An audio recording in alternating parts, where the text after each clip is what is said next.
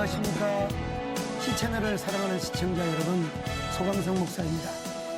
지난 9월 한국교회 모든 교단은 각각 총회를 열고 새 임원단을 선출했습니다. 영적 지도력으로 한국교회를 이끌어 가실 귀한 분들인데요. 이분들에 대한 기대가 큰 것은 가치관이 혼란한 시대에 우리 성도들이 교회가 사회를 읽는 분명한 한 목소리를 나눠지기를 원하기 때문이죠. 언제나 그런 답을 줄 수 있는 우리 한국교회와 지도자들이 될 수 있기를 소망합니다. 국민일보와 C채널은 각 교단을 이끌어갈 세 분의 신임 총회장님들과 그리고 감독회장님을 모시고 한국교회가 풀어가야 할 현안들에 대해서 집중적으로 논의하고 또 대안과 희망을 제시하는 시간을 마련했습니다. 지금 이 자리에는 대한예수교 장로회 합동 김선규 총회장님, 네, 감사합니다. 그리고 대한예수교 장로회 통합 이성희 총회장님, 네, 감사합니다. 그리고 한국기독교 침례 유관재 총회장님, 그리고 이제 마지막으로 기독교 대한감리회 전명구 감독회장님을 이 자리에 모셨습니다. 잘 오셨습니다. 반갑습니다. 네, 반갑습니다. 특별히 우리 전명구 감독회장님은 아직 취임식을 안 했다는 얘기를 들었습니다. 언제 하시나요? 저희는 이제 10월 28일 날 총회에서 취임하도록 그렇게 되어 있습니다. 그래도 이제 편의상 감독회장님으로 제가 호칭하고 부르겠습니다. 먼저 각 교단 총회의 중책을 맡게 되셨는데 어떤 그 소감과 포부 한마디씩 인사를 대신해서 말씀해 주시면 좋겠습니다. 먼저 우리 김성규 총회장님부터요. 교단이 100년을 마무리하고 101년을 맞이하면서 또 100년의 첫 단추를 끼는 해의 총회장이 됐습니다. 무거운 마음을 가지고 섬김과 겸손을 가지고 총회를 섬기려고 생각하고 있습니다.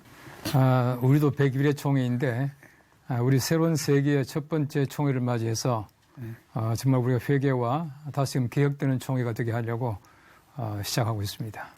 제가 총회장에 나오면서 캐치프레이즈가 갈등으로 소모된 에너지를 교회를 살리는 에너지로 바꾸자 하는 캐치프레이즈를 제가 가지고 있었거든요. 그래서 제가 한 단어로 표현한다면 함께입니다.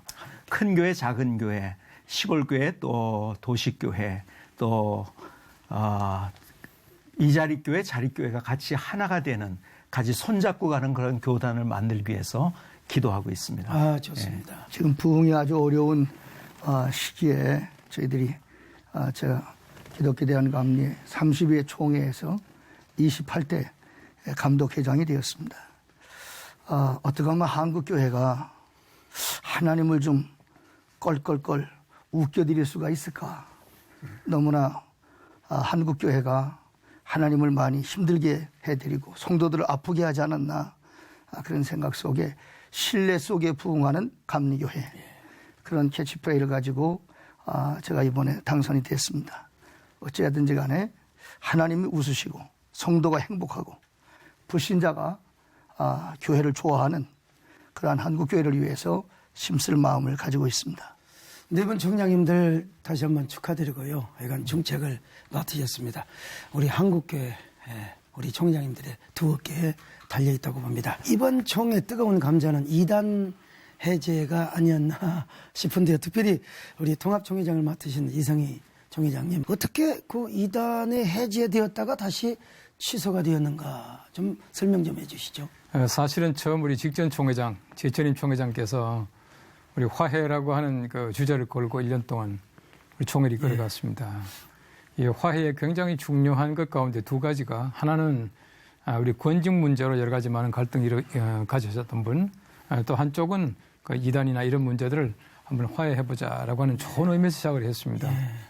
좋은 의미에서 시작을 해서 이분들이 이단성이 있다 없다 하는 그 문제보다도 우리 교단 안에서 여러 가지 많은 성숙되지 못한 갈등들이 있었습니다. 너무 서둘렀다고 하는 것과 그리고 공감도가 형성되지 않았다는 문제, 이런 문제들로 말미암아 사실은 좋은 의미에서 시작했지만은 우리 직전 총회장께서 이단 사면에 대한 선포를 했다가 다시 처리하는 어떤 그런 좀 아픈 과정을 저희들이 겪게 되었습니다. 그럼 완전히 이제 원점으로 돌아간 것이죠?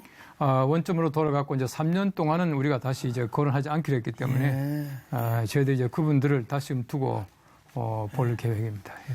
김성규 총회장님 합동총회 같은 경우도 뭐 어떤 분에 대해서 뭐 신옥주시던가요? 아무튼 뭐 이단성이 있다고 결론을 내린 적 있지 않습니까? 좀 설명해 주시죠. 우리 신학부가 연구해가지고 그 신옥주 씨에 대해서 이단성이 있다고 이번에 보고가 됐습니다. 그분의 성경 해석에 특이한 방법 때문에 조금 이번에 그 구체적인 내용 이렇게 보고했습니다.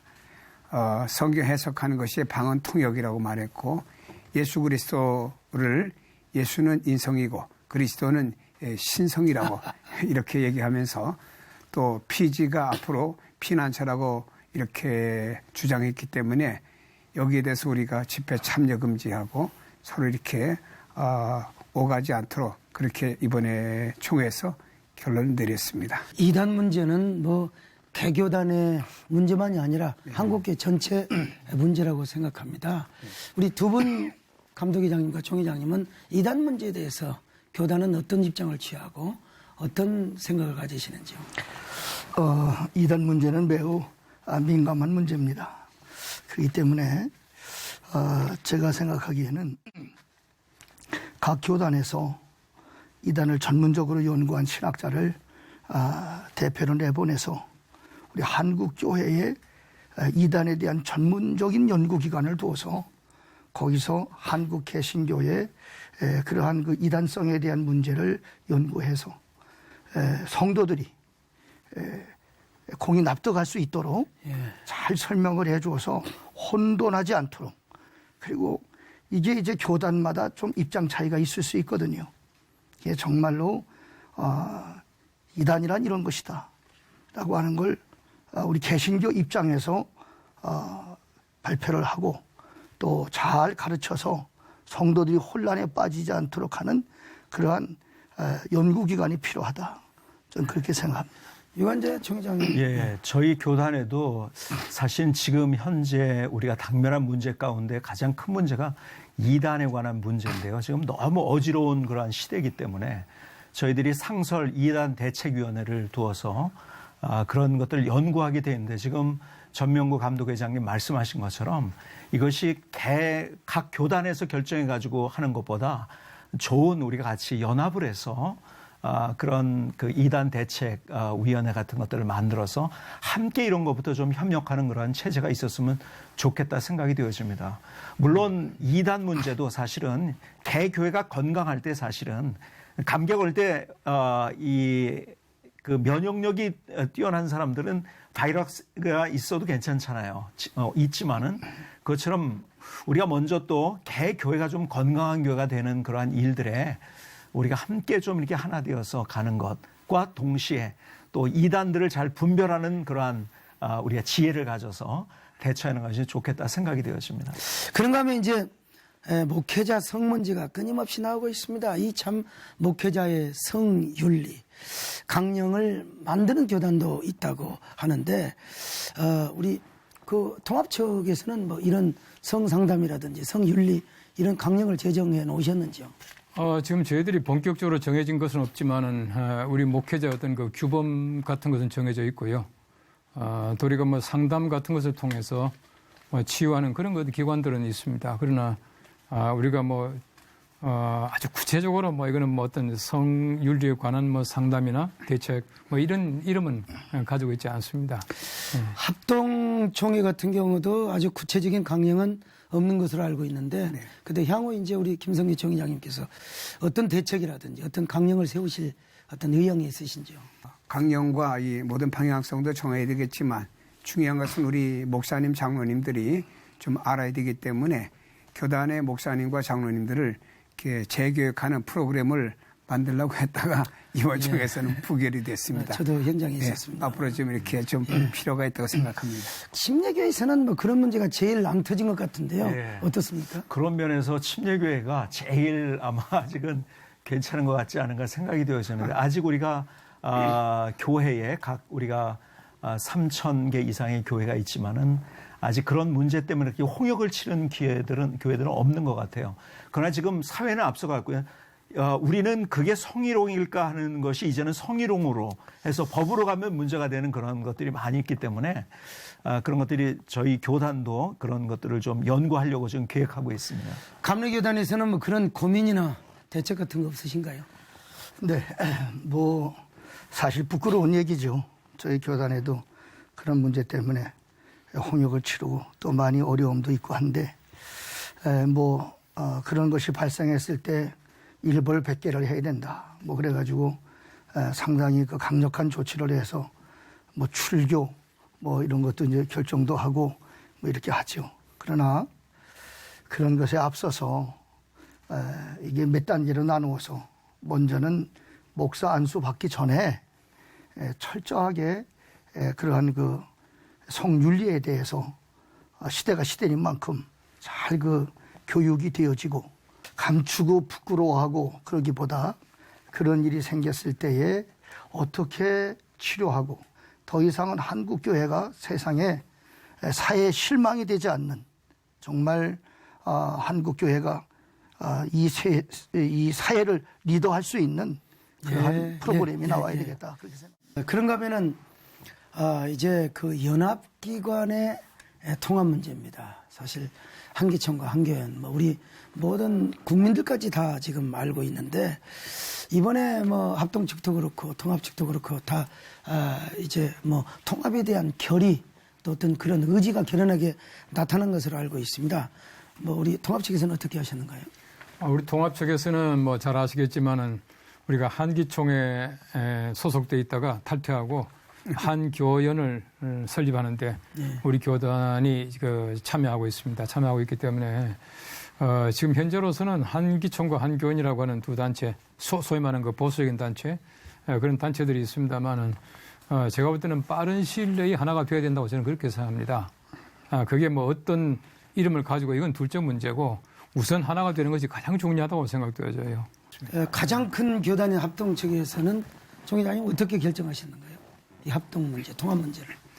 같은 맥락의 말씀이신데 연합기구가 빨리 형성돼서 저희 합동은 지금 한기총도 한교연도 다 빠져 있고 연합기구에 나가지 못하고 있는데 이번 총회에서 거기에 대한 우리가 절실한 필요성을 느끼고 그것을 우리 임원회와 또 교단 그 교류 연합회가 있습니다. 협의회가 있어요. 위원회. 거기다 맡겨서 구체적으로 해서 이제 안을 제시하도록 그렇게 맡겨진 상태입니다. 그러니까 그 합동과 통합이 결단하면 이 합치는 문제는 거의 절반 이상의 키를 가지고 있다고 해도 과언이 아니겠습니다. 직내교회 같은 경우는 저희 교단 같은 경우도 우리가 하나 되는 걸 모든 대의원들이 원하고 그래서 우리가 또 한국교회가 하나 된다는 모습을 보일 때 교인들에게도 자랑스러운 한국 교회가 될 수 있다고 생각이 되어지고 그렇기 때문에 어떻게든 빨리 하나 되는 게 중요하다고 생각이 되어집니다.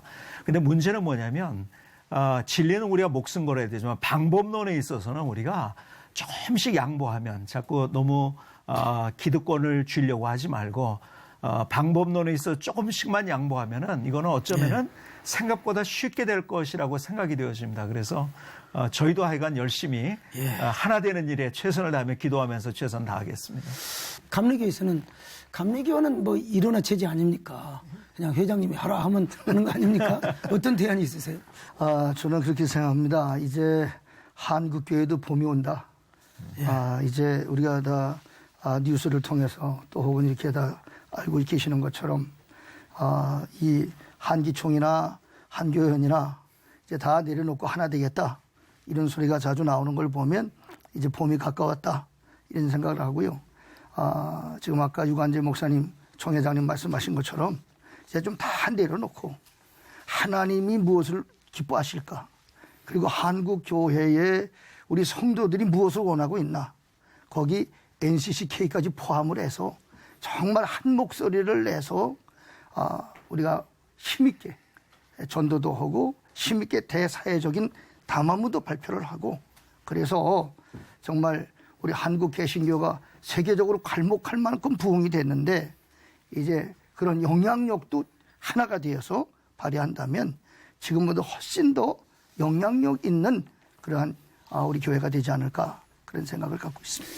오늘 말씀하신 대로 이제 올해는 연합기관의 하나됨을 그리고 또 한국교회 하나됨을 희망하면서 자 그렇다면 내년에 있을 뭐 부활절 이것도 사실 뭐 굉장히 올해 막 그냥 설왕설래하고 옥신각신했지 않습니까? 부활절이 각 교단장들이 연합해서 부활절 연합 예배를 드린 걸로 알고 있습니다.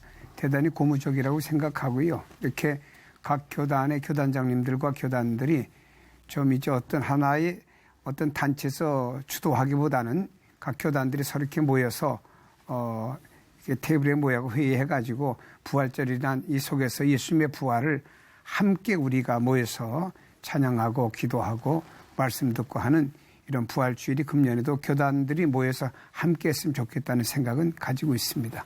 뭐 역시 같은 맥락의 그 의견인데요.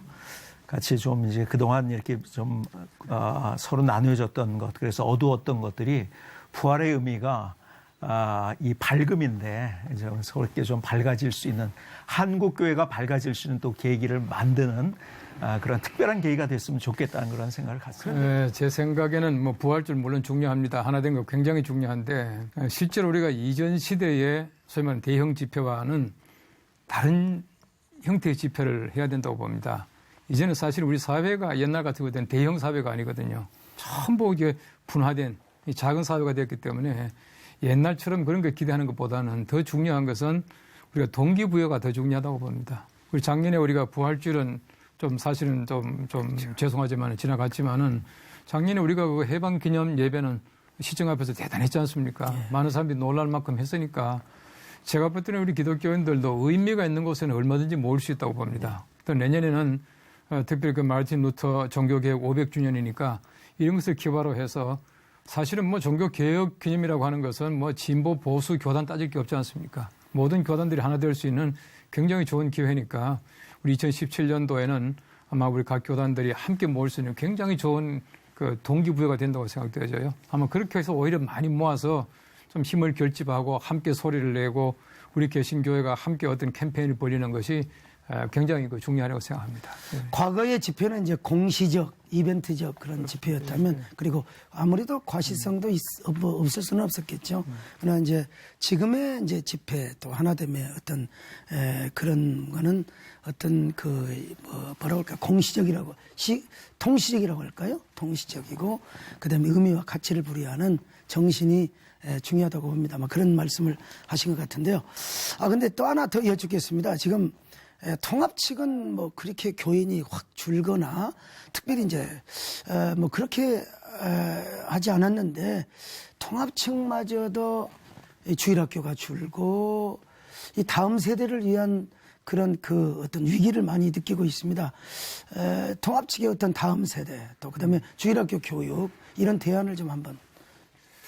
그것도 교회 나름이라고 생각되어집니다. 물론 뭐 전체적으로 볼 때 우리 다음 세대는 문제죠. 문제인데 제가 볼 때는 가장 큰 다음 세대의 위기론을 조장하는 것은 이 소위 말하는 교회 어른들의 사고방식이라고 생각되어져요.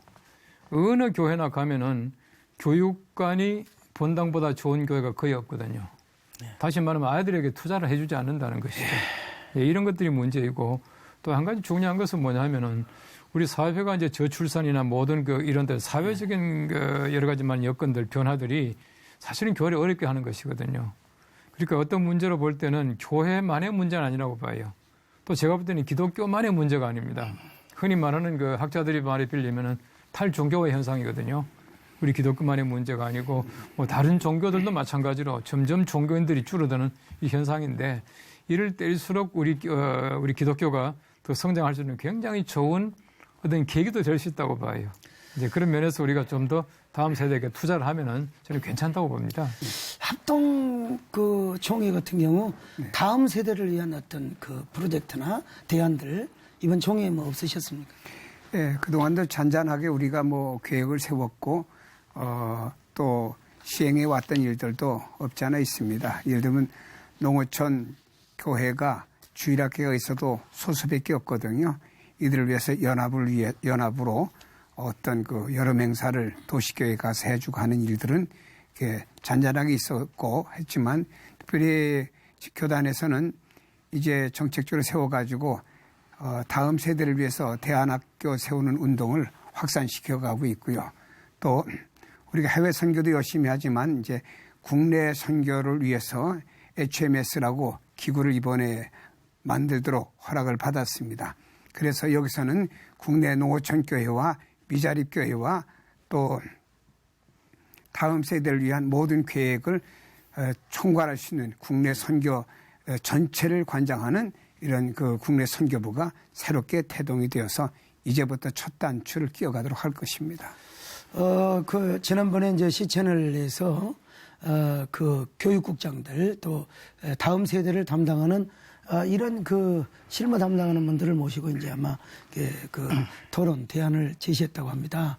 근데 이제 각 그 기관, 각 총회별로는 기발한 그런 그 교육 정책도 있고 대안도 있는데 이게 서로 다 소통이 안 되고 서로 이렇게 의견 교환 또 정보 교환이 안 되었다는 그런 지적을 받은 적이 있습니다.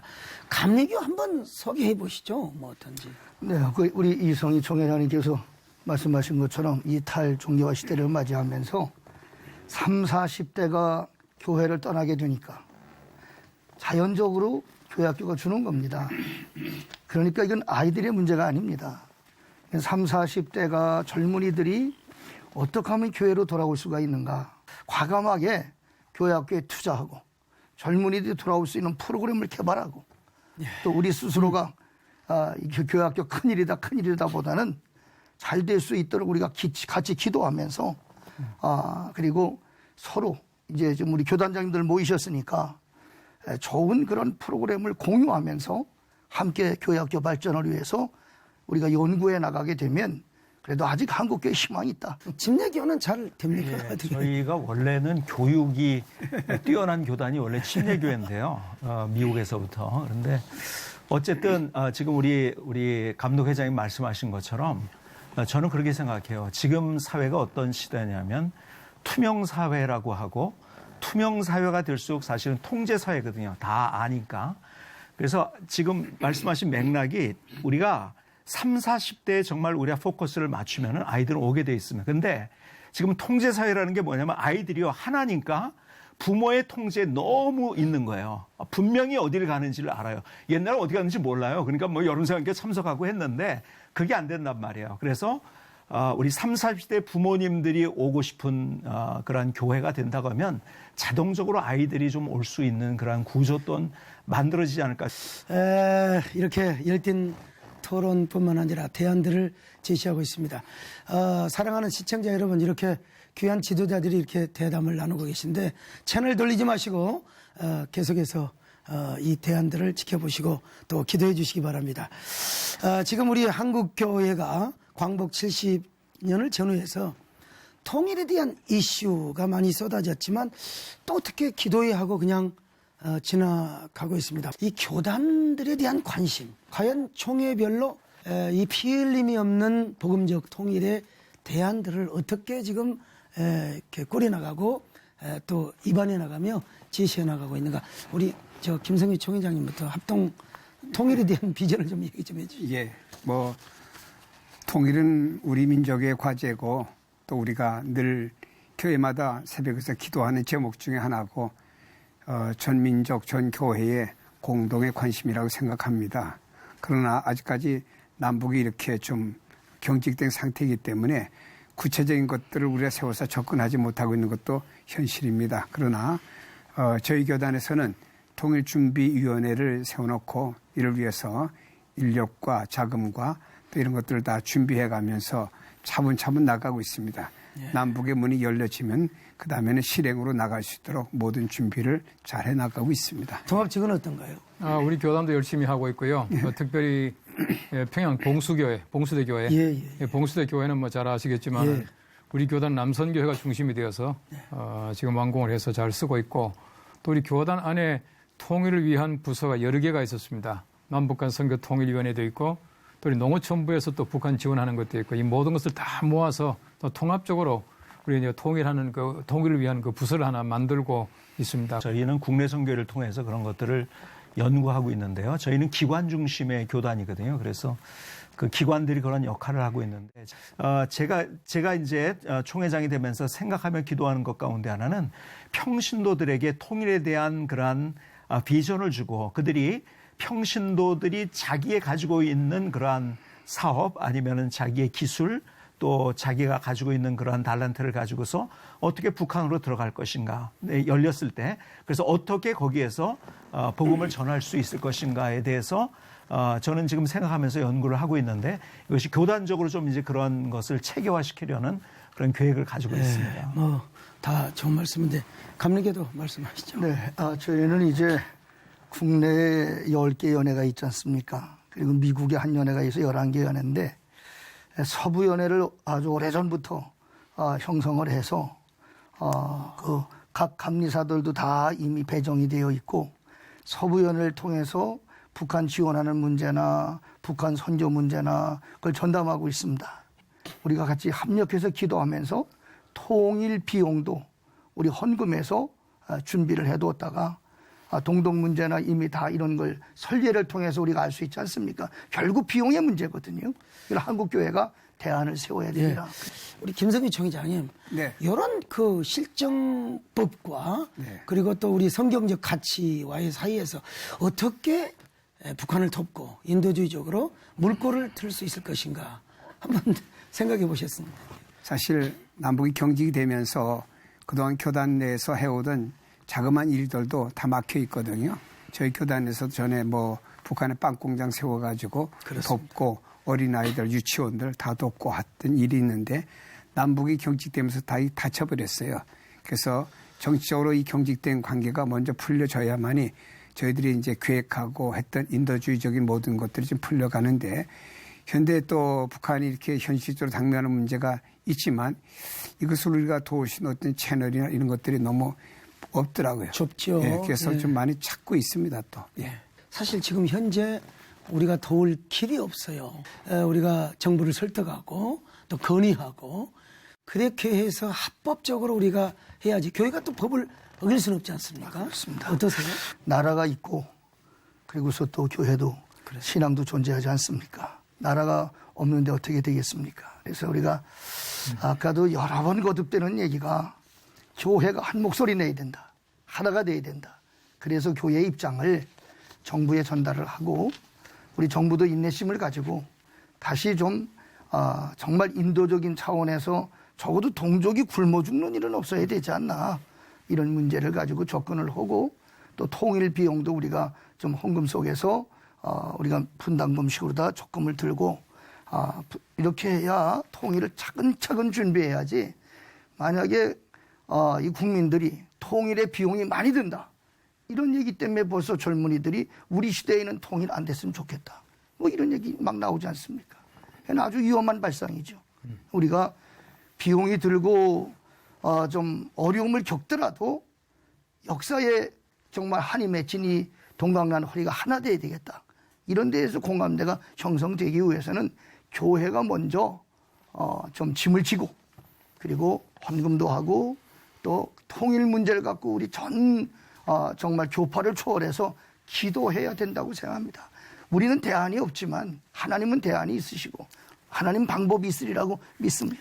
현실적인 문은 닫혀 있지만 그래도 기회가 우리라고 생각하면서 거시적인 난목을 가지고 차근차근 준비하며 비추게 나가자. 예, 말씀하시죠. 참 중요한 거는 예. 이 젊은 사람들이 통일 비용이 많이 든다고 하는데요. 통일 비용보다 분담 비용이 훨씬 더 많이 들어갑니다. 통일 비용은 쌉니다.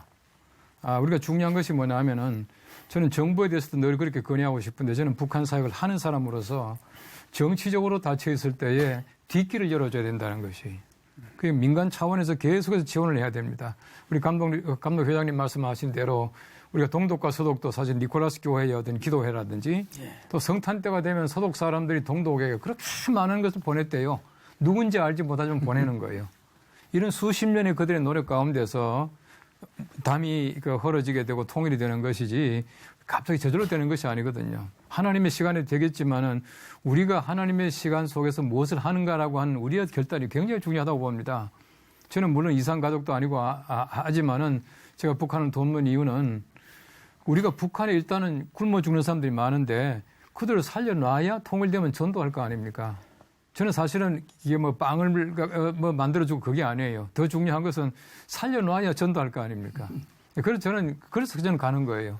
그렇게 해서 우리가 장래에는 어떤 선교적인 관점이지만은 더 중요한 건 현재는 있어 달라고 하는 거예요. 그 관점이 더 통일에 중요한 대한 노력과 인도주의적인 그런 그 지원 문제는 뭐 합동이나 통합이나 뭐 다를 바가 없는 것 같습니다. 감리교도 마찬가지고. 침례교는 뭐 어떻습니까?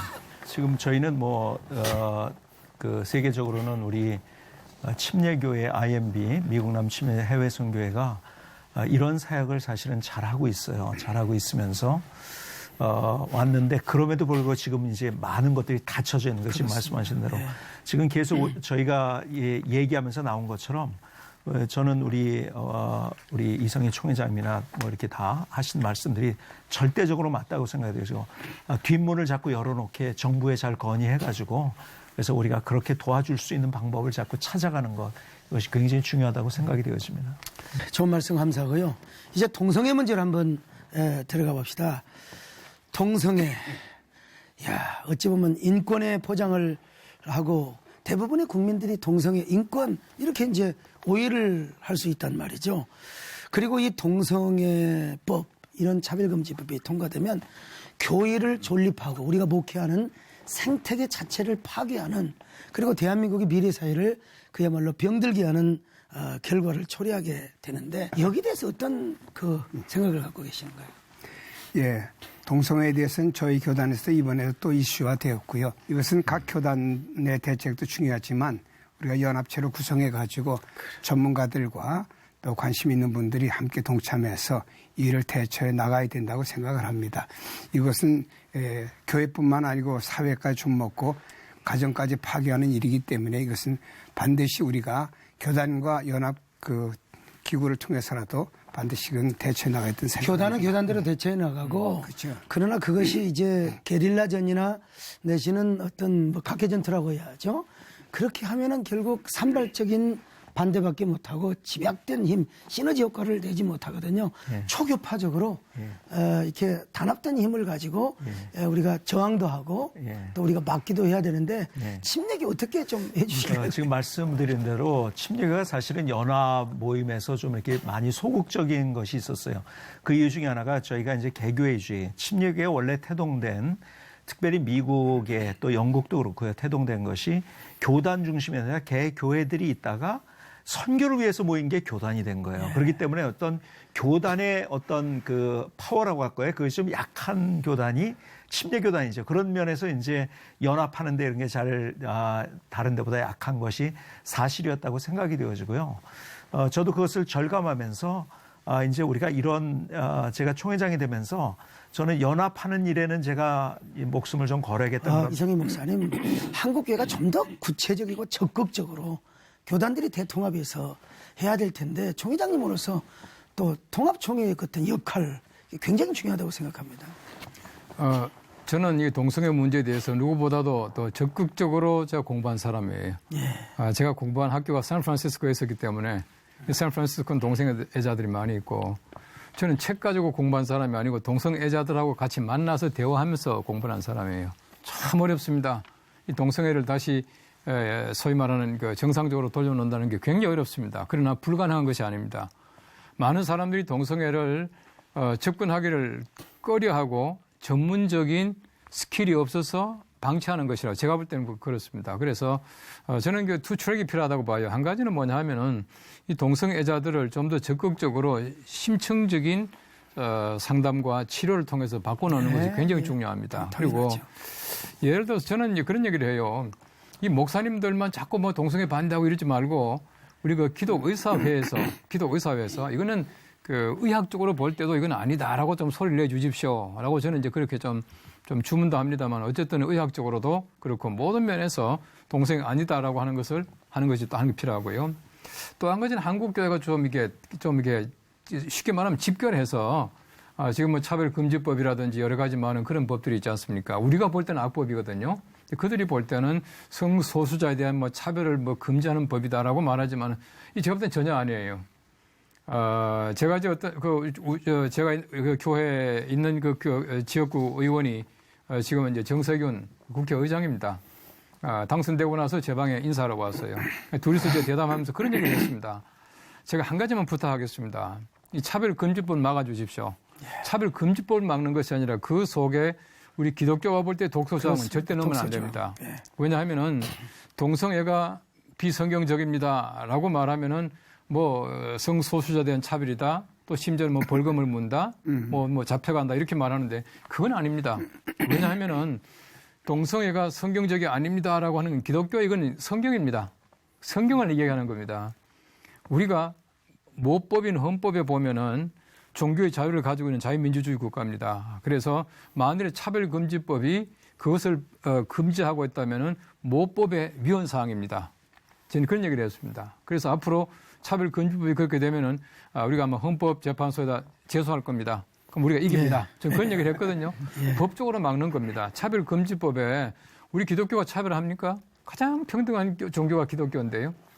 우리가 독소조항을 빼자는 거죠. 그렇게 단합되어 가지고 차별금지법에 우리 기독교가 말하는 비성서적인 독소조항들을 들어가지 않도록 만드는 것도 굉장히 중요하다고 봅니다. 그걸 위해서 우리가 하나가 될 수 있어야 된다. 그렇죠. 또 뜨거운 감자가 하나 있는데 이제 부정부패 방지를 위해서 이른바 김영란법이 이제 시행이 되었습니다. 오늘 저도 식사를 하는데 이 참 불편한 부분이 있어요. 그래서 이제 더치페이라고 각자 돈을 내고 이렇게 왔습니다만은 이거 자칫하면은 우리 총장님들, 학교 이사도 있고 법인 이사도 있고 그럴 수 있지 않습니까? 불미스러운 일이 발생할 수 있습니다. 사실 좋은 의도로 했는데 여기에 대한 어떤 그 종회적으로 어떤 준비를 했거나 그런 게 없으신가요? 우리 합동에서. 예, 저희는 아직은 거기에 대해서 준비하거나 연구하는 건 없는데 그러나 이제 구상은 하고 있습니다. 이건 이제 어떤 우리가 법이 통과됐기 때문에 여기에 대해서 교회가 어떻게 대처해야 되고 또 목회자가 어떻게 대처해야 되고 하는 것에 대해서 이제 구체적인 데드라인을 좀 만들어야 되겠다는 생각은 가지고 임원회 때 이 안을 내놓을 생각입니다. 통합은 어떻게? 우리 교단은 이미 지금 매뉴얼을 아주 간편한 매뉴얼을 만들었고요. 좀 더 이제 우리 교회 전체 우리 목회자들 또 우리 교회가 사용할 수 있는 매뉴얼을 지금 작성 중에 있습니다. 그러나 우리가 목회자들이 쓸 수 있는 건 아주 간편하게는 이미 만들었습니다. 침례교는 신사라. 저희는 이번에 임원회를 통해서 그 얘기를 논의할 예정으로 있습니다. 우리 저도 마찬가지입니다. 이 김영란법에 대해서 너무나 모르는 거예요, 아직. 그렇기 때문에 우리가 자칫 잘못하면 법을 어길 수 있거든요. 그래서 이 교역자와 모든 성도들에게 김영란법에 대해서 충분히 설명을 해주고 알려야 될 책임이 우리에게 있지 않나. 그리고 이제 앞으로 법이라는 게 우리 사람 사는데 편리하기 위해서 만드는 건데 좀 지나가면서 시간이 가면서 좀 다듬어지고 또 좀 더 많이 바꿔지지 않을까 그런 생각을 기대를 해봅니다. 교회와 우리 총회장님들 또 우리 교계 지도자님들에게 구설수가 안 생기도록 각별한 노력이 아마 중요한 노력이 필요한 때라고 봅니다. 이제 계속 이제 마무리할 시간이 가까워집니다. 내년 2017년 한국교회 종교개혁 500주년이라는 특별한 의미가 부여된 때입니다. 사실 지금까지 한국교회가 공격당하고 욕먹고 그런데 내년에 특히 우리가 자성하면서 또 우리가 참 그 결단을 잘함으로써 한국교회 큰 기회가 될 수 있는 절호의 찬스가 될 수도 있다고 봅니다. 우리 교단별로 어떻게 종교개혁 500주년을 준비하고 계십니까? 예, 저희 교단에서는 첫째로는 기념 대회를 준비하고 있고요. 두 번째로는 종교개혁의 그 정신을 계승하는 이런 일을 위해서 세미나 하는 일을 하고 있습니다. 그래서 우리 통합총회장님도 계시지만 우리 두 교단의 실무진들을 한번 만나게 해서 우리가 이것은 한 교단도 하지만 우리가 연합으로 하는 것도 좋지 않느냐 해서 또 연합으로 하는 것도 지금 진행하고 있습니다. 그러면서 저희 교단에서는 또 이미 한 53회 정도 내려왔는데 목사님 장로님들이 한 4, 5천 명 모여가지고 매해마다 기도하는데 특별히 이제 내년에 목장 기도회는 여기에 초점을 맞출 것 같고요. 또 전국적으로 7개 광역으로 나눠가지고 이를 위해서 500주년을 맞이하면서 나부터 자성하고 또 우리 교회부터 바로 세우자 하는 의미를 가지고 7개 광역으로 또 집회하면서 기도회를 가질 계획을 가지고 있습니다. 어떻게 생각하세요, 통합청회장님? 이번 우리 총회에서는 아마 많은 분들이 보도를 통해서 보셨겠지만은 우리 진경 총회장들이 인사하는 시간이 있습니다. 그 인사하는 시간에 우리 진경 총회장님들이 죄책 고백을 했습니다. 그 죄책 고백이라고 하는 것은 뭐 신사 참배뿐만 아니라 그동안의 금권, 뭐 교권 등등 해서 묶어서 이제 고백하는 시간을 가졌고 또 우리 총대들이 우리의 고백과 참여하는 그 성명서를 만들어서 또 동시에 발표를 했습니다. 그 내용이 전부 다 회개하는 거죠. 그렇습니다. 다시 말하면 그 계획이라고 하는 것은 회개에서 시작하는 거지 회개 없는 계획이 있을 수가 없거든요. 그런 면에서 종교계 500주년 여러 가지 많은 행사가 있습니다. 그러나 그것보다 더 중요한 것은 어떤 그 개인의 변화, 또 새로운 삶 이런 것들이 더 중요하고요. 우리 교단적으로는 지금 11개 사업을 지금 계획해서 지금 이미 시작을 했습니다. 이미 시작을 했고 그 내년 한 해 동안은 계획에 관한 설교 집 그리고 루터의 97개 조항을 가지고 이제 수요 기도회 다 만들어서 이미 총대들에게 다 배포를 했습니다. 다 끝났습니다. 그리고 중요한 몇 가지 사업을 우리 김성규 총장 말씀하신 대로 우리 합동통합이 같이 할 수 있도록 그렇게 한번 지금 계획을 하고 있습니다. 네, 그 외에 뭐 행사 같은 것보다 더 중요한 것은 이제 나부터 캠페인, 나부터 어떻게 하겠습니다라고 하는 그 캠페인을 우리 교단적으로 우리 각 교회별로 지금 진행을 하고 있습니다. 예. 이렇게 통합 합동만 같이 하자니까 뭐 감리교와 친명교가 또 약간 방탄을 당하신 것 같은데 다 같은 입장이라고 생각하고요. 우리가 과거 500년 전의 이야기만 오늘 해서는 안 되리라고 생각하고요. 예. 우리도 이제 똑같이 오늘 교회가 지금 앓고 있는 이 중병을 지금 한국교회는 중증 환자 같잖아요. 우리부터 치료를 하고 그리고 이제 이 오늘 21세기 오늘 현재 속에 다시 루터가 재해석되고 칼빈이 다시 정말 운동이 일어나는 그래서 저 뭐 세습 문제 또 성직 매매 문제 뭐 이런 여러 가지 지금 도덕과 윤리에 대한 이런 문제 다 회개하면서 이렇게 그런 쪽에 어떤 프로그램이 개발되고 그런 일을 위해서 앞으로 한국교회가 같이 연대해서 그런 500주년 기념 행사도 같이 이루어져야 되지 않을까 그런 생각을 해봅니다. 종교개혁 500주년을 맞이하면서 총회장이 됐다는 것에 대한 막중한 책임감을 느끼면서 사실 종교개혁 정신은 뭐냐면 사실은 금권화, 권력화된 교회로부터의 새로운 개혁이잖아요. 그래서 저는 이제 우리 교단이 거기에서부터 어떻게 새로워질 것인가에 대한 고민을 좀 했어요. 제가 총회장이 되면 어떻게 될 것인가 하면서 저는 첫 번째로 제가 아직 취임 예배를 안 드렸는데 취임 예배를 드리면서 저는 이렇게 취임 예배를 드리기로 했어요.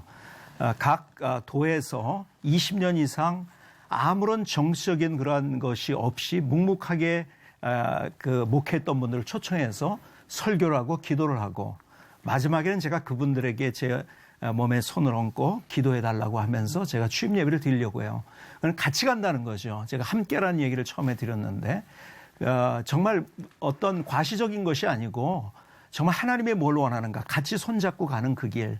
그래서 이번에 저희가 성장대회라는 특별한 행사가 저희 교단에 항상 있는데 우리 목회자들 함께 모여서 그때도 성공한 소위 말해서 성공한 교회 목사님들이 가르치는 설교가 아니라 그런 세미나가 아니라 같이 소통하는 세미나. 그래서 시골 교회나 작은 교회들의 목사님들이 설교하고 그들의 이야기를 할 수 있는 그런 장을 이제 많이 만들려고 해요. 그럴 때 우리가 같이 어떤 교회 안에서의 금권화 권력화가 무너질 수 있는 그런 계기가 되지 않을까 생각하면서 예. 종교개혁 정신은 그렇게 돌아가는 것이다 생각하면서 같이 계획하고 것도 있습니다. 중요하지만 그래도 나는 무관하다 하지만 그래도 남의 실수가 우리의 실수고 예. 유대인의 사상 가운데 코퍼레이트 퍼스널리티라는 집합적 인격체 그래서 한국교회가 같이 회개하고 예. 또 대표성 있는 지도자들의 회개도 아마 요구되는 시대가 아닌가 싶습니다.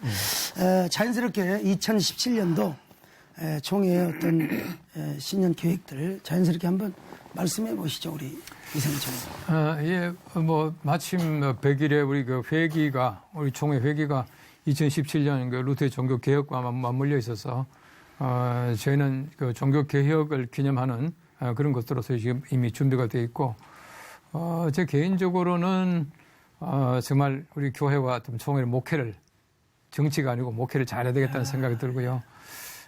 또 한편에서는 왜 많은 그 사회가 우리 기독교에 대한 그 공격을 많이 할까라고 하는 이제 그 문제를 꼭 풀어보고 싶습니다. 예를 들어서 사실 어떤 동성애 문제나 이슬람 문제나 여러 가지 많은 과제가 있습니다만은 사실 우리 개신교의 성직자들이나 개신교회 외에 어떤 종교의 성직자나 어떤 다른 종교가 동성애 문제를 거론하지 않습니다. 이 문제는 다시 말하면은 우리 개신교가 진짜 종교다. 진짜 종교다라고 하는 하나의 그 증명이에요. 그런 면에서 사회는 진짜 종교에 대해서 공격하죠. 다른 종교들은 전부 자기들과 이제 야합하니까 공격할 게 없지 않습니까? 그래서 우리가 좀 그런 문제들을 좀 하나씩 건강한 면에서 서로 논의하면서 우리 다른 교단, 교파, 우리 개신교가 하나가 되어서 2017년을 정말 개혁하는 해로 만들어야 되겠다 하는 생각을 가지고 있습니다. 우리 합동 김성기 총회장님, 네. 2017년에 큰 꿈과 계획이 있으실 텐데요. 작년에 저희가 이제 100주년을 지났지 않습니까? 그리고 이제 100일년을 맞이하는데 우리 통합에서는 작년에 과거사 정리를 다 잘 하신 것 같은데 저희는 아직 못했어요. 그래서 이번에 과거사 정리 100년에 관한 것을 다 좀 정리를 하면서 이제 새롭게 출발하는 또 원년으로 삼으려고 합니다. 그래서 교단 내부적으로는 이제 화해와 화합. 그래서 이번 총회에서도 마지막 날에 조금 교단에서 화두가 됐던 어떤 문제를 화합으로 쫙 풀고 그리고 총회를 마무리가 끝났습니다.